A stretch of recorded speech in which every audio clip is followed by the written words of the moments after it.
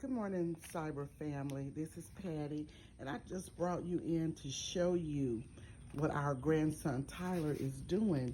He's gonna do some gardening. You know, it's summertime, and the children can't get out like they want to because of COVID. So he decided he was gonna do a little gardening to, to spend his time that way. So he went out, he bought the compost and manure.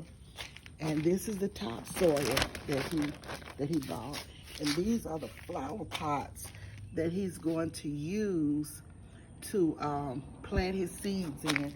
And so far, these are the seeds that he's going to plant: some cilantro, basil, and parsley. He'll start out with these seeds and watch them grow, and then he will do some other stuff. Okay, this is the big pot that he's mixing his soil and his manure in. And so he's on YouTube just looking at all of the gardening techniques, and we're gonna watch it grow. So we'll come back at a later time once everything starts to grow and let you see the progress of what he's doing. So we'll come right back for another exciting video a little later on. Now we will watch them grow.